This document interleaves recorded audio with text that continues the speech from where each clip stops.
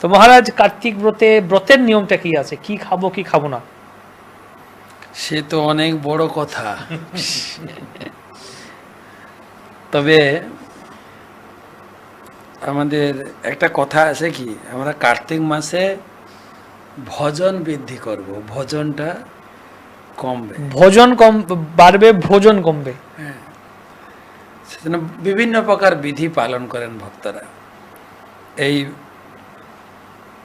কালকে তো চলে গেল পূর্ণিমা, কাল থেকেই অনেকে ব্রত ধরেন, অনেকে ব্রত ধরেন এর আগের একাদশী থেকে 1 মাস ধরে। এমনি তো প্রভুপাদ একটা স্বাভাবিক নিয়ম দিয়েছেন যে 4 মাসে 4টা জিনিস পালন করো। কার্তিক মাসে হচ্ছে মাসকলাই ডাল খাই না।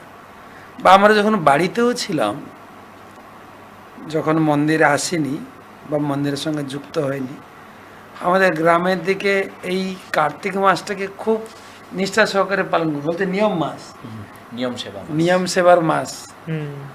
আমি বাড়িতে দেখেছি সারা রাত ধরে মহাভারত পাঠ হতো, রামায়ণ পাঠ হতো। 1 মাস কেউ আমিষ খেত না গ্রামে পুরো। আর এটাও আমি দেখেছি এই মাসে, অনেকদিন তো আমি গ্রামে যাইনি, পুকুরে যে মাছ আছে না, মাছের জন্য একটা অসুখ হয়, বসন্ত টাইপের, সে কেলি মারা যায় পুকুরে মাছ, মাছেও ঘা হয়ে যায়, অসুখ হয়ে যায়।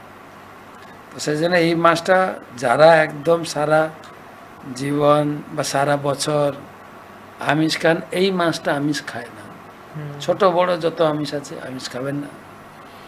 আর যারা নিরামিষ সারা বছর খাচ্ছেন, তাদের জন্য শাস্ত্রে দেওয়া আছে মাসকলাই ডাল 1 মাস খাবেন না। এটা একটা প্রভুপাদ সবার জন্য নিয়ম দিচ্ছেন। এছাড়া আরও ভক্তরা কেউ পটল, বেগুন, বরবটি, শিম এগুলো বাদ দিয়ে চলছেন 1 মাস পুরো। কেউ আছেন সারা মাস হবিষান্ন খাচ্ছেন, সকাল বিকাল 2 বার। আবার কোনো ভক্ত 1 বার হবিষান্ন গ্রহণ করছে, একবার। আবার কোনো ভক্তকে আমি দিচ্ছি গোগ্রাস খাচ্ছেন। গোগ্রাস বোঝেন?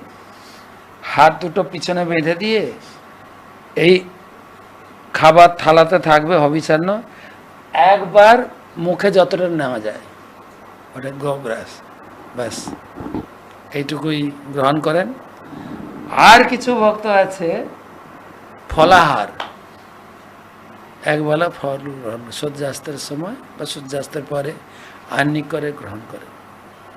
তো ভক্ত তার নিজের স্থিতি, শারীরিক পরিস্থিতি অনুভব করে যতটা ভোজন কমিয়ে, যতটা ভজনে বেশি নাম গ্রহণ, নিয়ম করে গীতা ভাগবতম পড়া, তারপরে মন্দিরে গিয়ে আমি এতবার পরিক্রমা করব, প্রদীপ নিবেদন করব, গঙ্গা স্নান করব, যদি গঙ্গা আশেপাশে না থাকে, পাশাপাশি কোনো নদী, আর না হলে আমার গুরুদেব সহজ উপায় দিয়েছেন, যখন তুমি মগের জল নিয়ে মাথায় ঢালবে অথবা যখন ট্যাপ ঘোরাবে, শাওয়ারে স্নান করবে, গঙ্গা গঙ্গা গঙ্গা, গঙ্গা স্নান, মঙ্গল আরতি, ভাগবত শ্রবণ, বেশি করে নাম জপ, এগুলোর বিধান শাস্ত্রে রয়েছে। খাওয়া দাওয়া বিভিন্ন স্তর দিলাম, আপনার পক্ষে যতটুকু উগ্র জাতীয় খাবার থেকে, আবার দেখা যায় এই উগ্র জাতীয় খাবার শরীরকে উত্তেজনা প্রদান করে। যেরকম কুকুরের, পশু যে কুকুর, এই সময় তাদের শরীরের যৌন চেতনাটা খুব প্রবল আকার ধারণ করে। সেই জন্য শরীর মনকে সংযত রাখার জন্য যতটা আমার শরীরের সঙ্গে সরল ভোজন গ্রহণ করে, ভজনে বেশি করে মনোনিবেশ করা দরকার। খুব সুন্দর কথা আমরা শুনলাম মহারাজের কাছ থেকে, যে এই দামোদর মাসে কিভাবে ভজন বাড়বে, ভোজনটা কমবে, এটাই দামোদর মাসের মূল ইয়ে। তো সেটা ঠিক আছে। সেই ক্ষেত্রে আরেকটা প্রশ্ন আসতে পারে, যারা অক্ষম, এই তো ব্রত করতে পারছে না এত স্ট্রিক্টলি, বা যাদের ঔষধও খেতে হবে, ডায়াবেটিস আছে, বা যাদের টাইমে একটা ব্যাপার আছে, যে বা অনেকের আছে ফাস্টিংটা সহ্য হচ্ছে না, গ্যাস্ট্রিকের সমস্যা হচ্ছে, তারা স্ট্রিক্টলি পালন করতে পারছে না, তো তাদের জন্য কি বিধান আছে? আমি তো বলেছি, আপনার শরীরের পরিস্থিতি বুঝে আপনাকে ওষুধ অবশ্যই খেতে হবে। ডাক্তার যদি আপনাকে উপবাস করতে মানা করে, উপবাস করবেন না, কিন্তু বৈধ খাবারগুলো আপনি গ্রহণ করবে। স্বাভাবিক খাবার, যদি অবিষান্ন খান খাবেন, না হলে স্বাভাবিক খাবার খান। আপনি ওই মাসকলাই ডালটা ছেড়ে দিয়ে খাবেন। কিন্তু আমার প্রশ্ন হচ্ছে, ভোজনের উপরে বেশি ফোকাস না করে আপনি ভজন বৃদ্ধির লক্ষ্যে আপনার যেটা সুবিধা হবে সেটা আপনি গ্রহণ করবেন।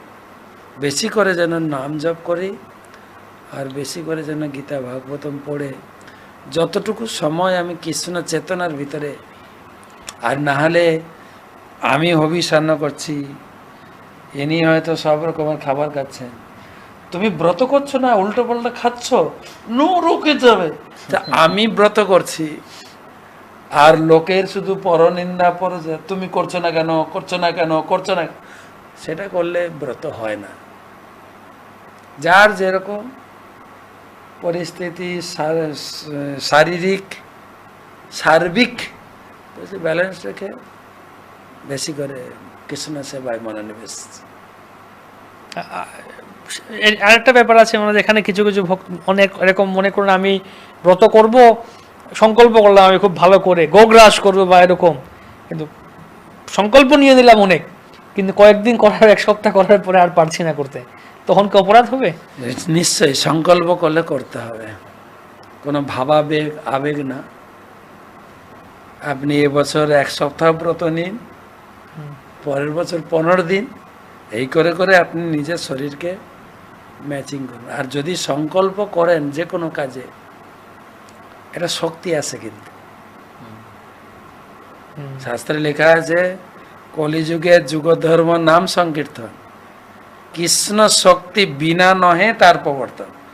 যে কোনো ব্রত তপস্যা রাধারানীর শক্তি, ভগবানের শক্তি না হলে আপনি করতে পারেন। যখন আমি সংকল্প গ্রহণ করি, সেই সংকল্পের মধ্যে থাকে গুরু, বৈষ্ণব এবং রাধা কৃষ্ণের অসীম কৃপা। তবে আমার কি বলা যায়, সামর্থ্যের বাইরে যেন আমি কোনো সংকল্প না করি, সেটা আমাকে চিন্তা করতে হবে। যেটা আপনার পক্ষে নির্জলা করা সম্ভব, আমার পক্ষে না হতে পারে। আমি যেটা অনুকল্প প্রসাদ খেয়ে করবো, কিন্তু এটা সংকল্প যে যা নিজের কাছে, কিন্তু যেটা করবেন সেটা মেনটেন করতে হবে। তো গুরুত্বপূর্ণ কথা বললেন মহারাজ, যে সাধ্য অনুযায়ী সংকল্প করা। দেখা যায় ভক্তিরসার মধ্যে সিন্ধুতেও আছে 64 ভক্তি অঙ্গের মধ্যে একটা বলছেন যে সাধ্য অনুযায়ী করা, সেখানেও প্রভুপাদ সামর্থ্য অনুযায়ী, যার যেরকম সামর্থ্য অনুযায়ী আছে করা।